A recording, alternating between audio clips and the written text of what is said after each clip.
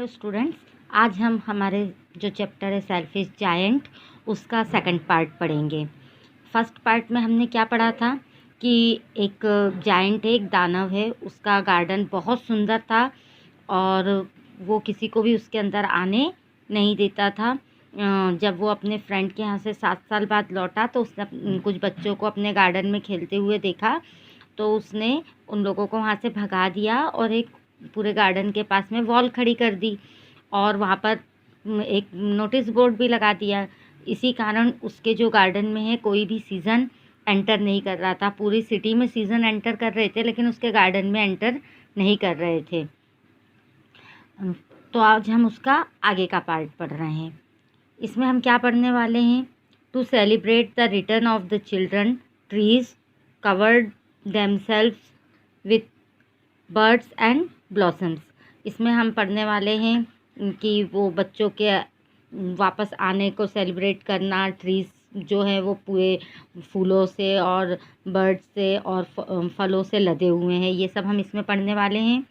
The giant was delighted to see the friends back his friend back, especially at a little boy whom he loved dearly। और इसके अंदर हम ये भी पढ़ने वाले हैं कि जो जायंट है, जो दानव है, वो अपने फ्रेंड को देखकर, स्पेशली वो छोटे से बच्चे को देखकर वो बहुत ज़्यादा खुश हो जाता है, जिसको वो बहुत दिल से प्रेम करता है। The little boy soon despaired only to return much later. वो बच्चा जो है बहुत देर में आया था, उसके आने का क्या उद्देश्य था, ये सब कुछ हम इसमें पढ़ने वाले हैं। He saw a most beautiful sight through a little hole in the wall. The children had crept in and they were sitting in the branches of the trees. In every tree that he could see there were a little child, and the trees were so glad to have the children back again that they had covered themselves with blossoms and were waving their arms gently above the children's head. The birds were flying about and twittering with delight, and the flowers were looking up through the green grass and laughing. It was a lovely scene. Only in one corner it was still winter. It was the farthest corner of the garden, and in it was standing a little boy. He was so small that he could not reach up to the branches of the tree, and he was wandering all around it, crying bitterly. The poor tree was still covered with frost and snow, and the north wind was blowing and roaring above it. Mm, Climb up, little boy, said the tree, and it bent its branches down as low as it could, but the boy was too tiny. अब यहाँ पर क्या बताया जा रहा है कि उसने देखा कि उसके जो वॉल उसने बनाई थी उसके अंदर एक छोटा सा मतलब एक हॉल हो गया है, जिसके अंदर से बच्चे जो है उस गार्डन के अंदर आ गए और जितने भी पेड़ थे उन सब के ब्रांचेस के ऊपर, उनकी टहनियों के ऊपर बच्चे चढ़े हुए थे, वो खेल रहे थे, जिसके कारण सारे पेड़ भी पूरी तरह से हरे भरे हो गए थे, ब्लॉसम्स हो गए थे। लेकिन उसने देखा सारे जो पेड़ थे वो बच्चों के लिए एकदम खुशी से झुक गए थे। तो जो जायंट है उसने देखा कि गार्डन के एक कॉर्नर में अभी भी विंटर है और स्नो उसके पेड़ के ऊपर है, नॉर्थ विंड चल रही है, और वहाँ उस पेड़ के पास में एक मतलब वो एक पेड़ था, वहीं पर था ये सब।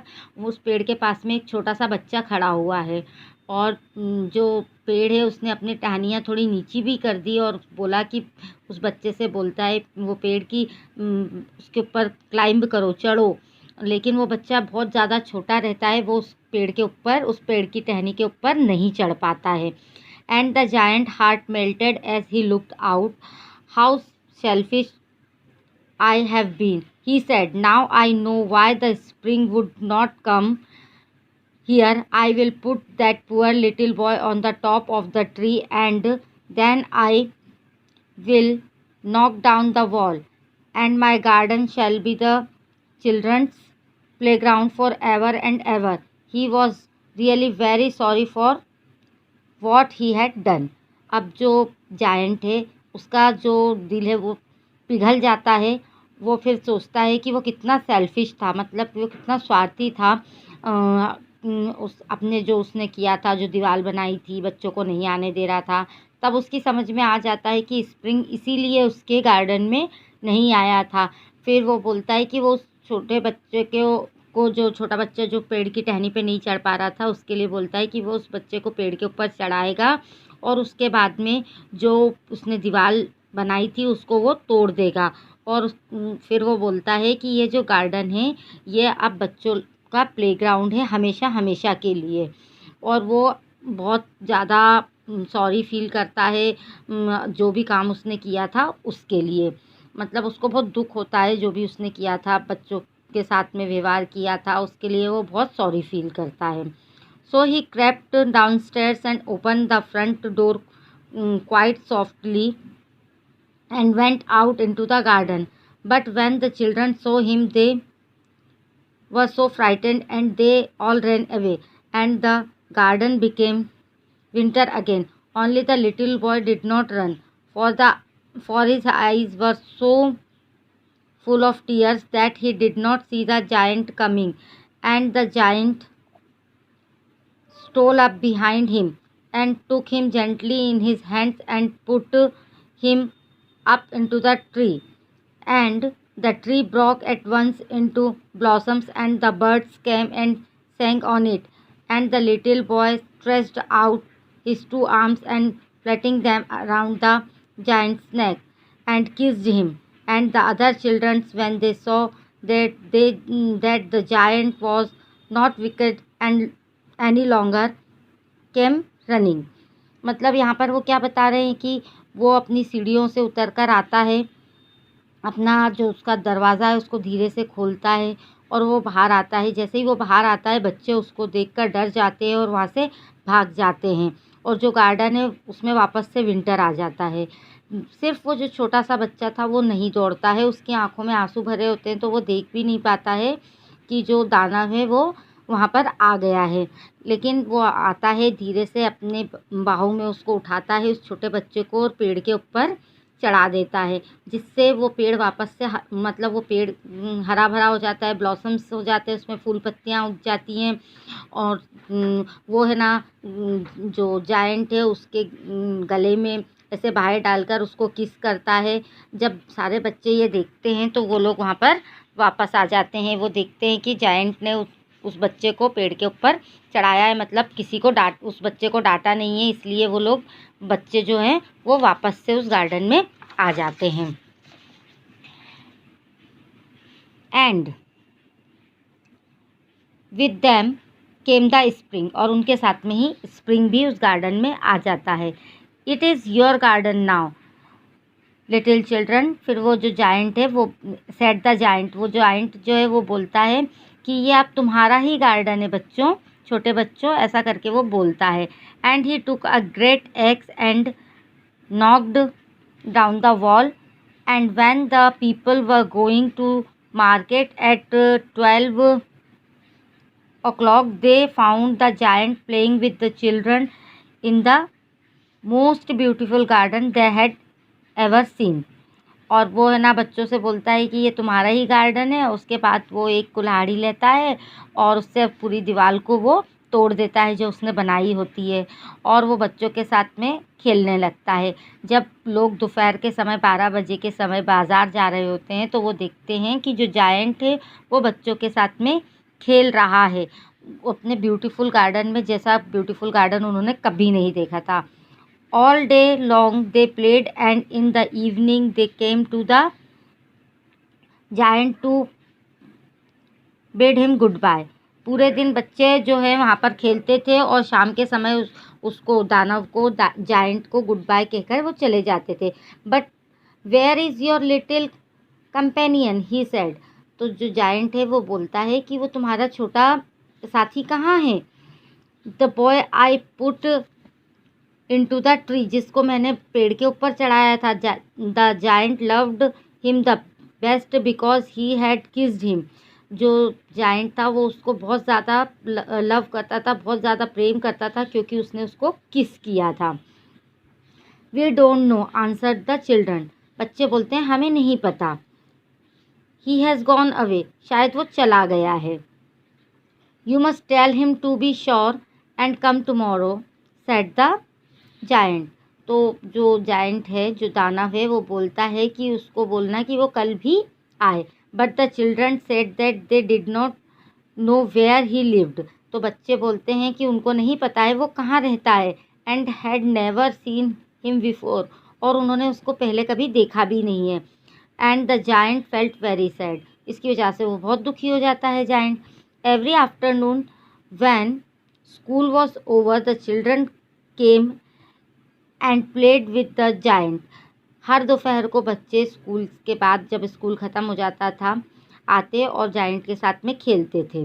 But the little boy whom the giant loved was never seen again. लेकिन जाइंट जिस छोटे बच्चे को बहुत लव करता था, जिसकी वजह से उसका हृदय परिवर्तन हुआ था, वो उसको कभी भी नहीं दिखा. The giant was very kind to all the children. अब वो बहुत दयालु हो गया था सारे बच्चों के साथ में giant. Yet he longed for his little friend. लेकिन वो अपने उस छोटे जो दोस्त था, उसका छोटा बच्चा था, उसका वो हमेशा रास्ता भी देखता था. And often spoke to him. उससे बात करना चाहता था.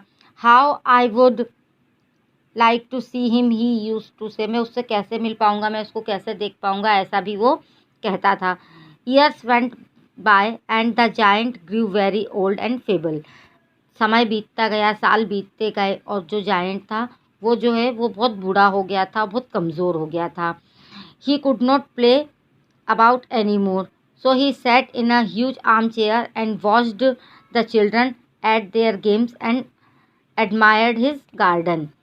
वो मतलब इतना बूढ़ा हो गया था, इतना कमज़ोर हो गया था कि वो अब बच्चों के साथ ज़्यादा नहीं खेल पाता था. इसलिए वो एक बड़ी सी आर्म चेयर पे, आराम कुर्सी पर बैठकर बच्चों को अपने गार्डन में खेलते हुए देखता रहता था और खुश होता रहता था.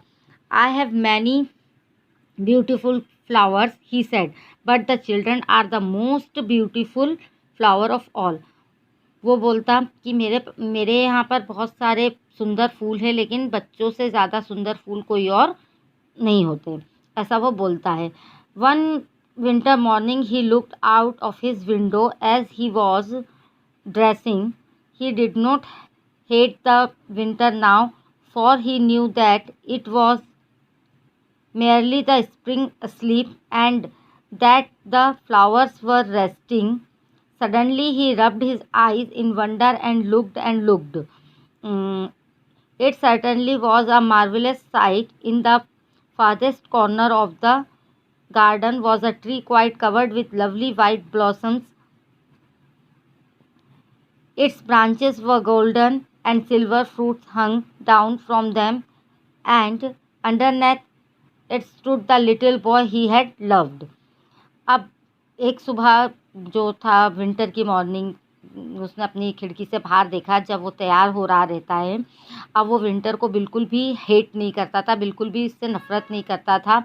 उसने देखा कि जो अब स्प्रिंग चली गई है, फ्लावर्स भी रेस्ट कर रहे हैं, लेकिन तुरंत ही उसने अपनी आँखों को मसला और देखा कि बाहर का जो नज़ारा था वो बहुत ही अच्छा था. उसने देखा कि उसके गार्डन के कॉर्नर में एक जो पेड़ है वो पूरी तरह से वाइट कलर के फूलों से लदा हुआ है और उसकी जो ब्रांचेस है वो गोल्डन दिख रही हैं और सिल्वर फ्रूट्स उस पर लगे हुए हैं. और उसके ही नीचे उसने देखा कि वही छोटा बच्चा खड़ा है जिसको वो बहुत लव करता था. Downstairs rain the giant in great Joy and out into the garden.